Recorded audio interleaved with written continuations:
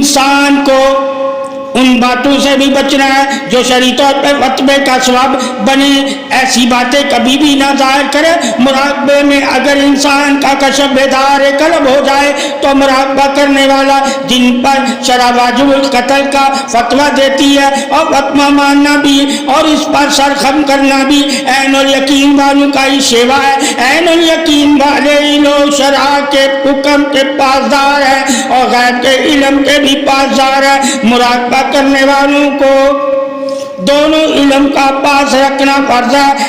ہر علم غیب کا بتانا جائز نہیں، اور اگر مراقبہ کرنے والا ہر خبر ہی دوسروں کو دیتا ہے تو یقیناً اپنے لیے بڑی آزمائش کا ذریعہ بنتا رہتا ہے۔ غیبانہ علم بھی آزمائش بن جاتا ہے اور ظاہری علم بھی آزمائش بن جاتا ہے۔ ظاہری علم کے ذریعے بھی بہت سے لوگ گمراہ ہو جاتے ہیں تو باطنی علم کے ذریعے بھی بہت سے لوگ گمراہ ہو جاتے ہیں۔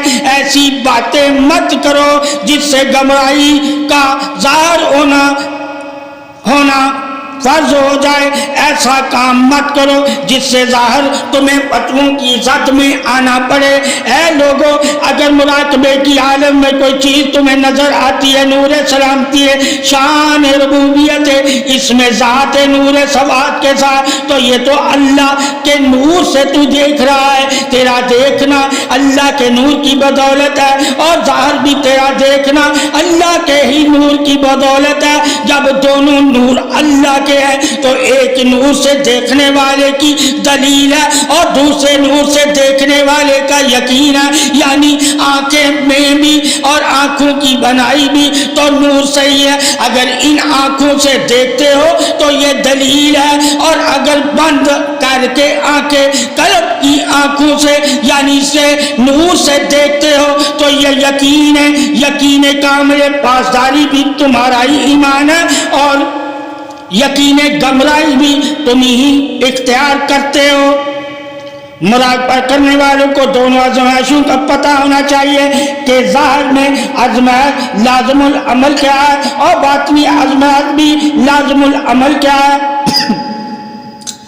حق الیقین سے عین الیقین تک جانا ہی مراقبے کی فضیلت ہے، یعنی کہ محمد صلی اللہ علیہ وسلم پر مراقبے کی حالت میں درود پڑھنا ہی عین الیقین کی حقیقت ہے۔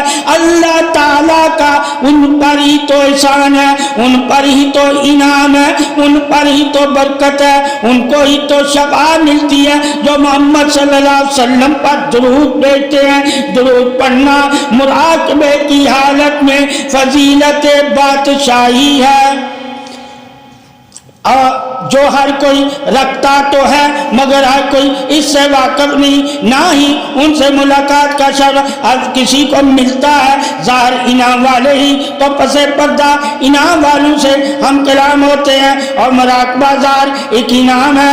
غیبانہ انعام سے واقف ہونے کے لیے ظاہری تو غیب کی خبریں دیتا ہے اور غیب ہی تو ظاہر کی خبریں دیتا ہے۔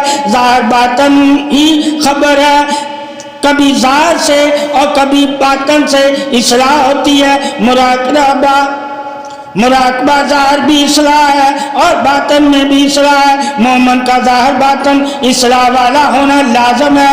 ظاہر دلیل ہے، باطن یقین ہے، اور دلیل کے لیے یقین ہے اور یقین کے لیے دلیل ہے۔ مراقبہ کرنے والا ظاہر بھی بیماریوں سے، تنگ نظریے سے اور نفرت سے اور کدورت سے اور طمع سے اور غرض سے اور حسد سے، فساد سے، ریاکاری سے، غیبت سے، گناہ سے اور گناہ کے شر سے، بخل اور دولت کے شر سے، لالچ سے بچا رہے۔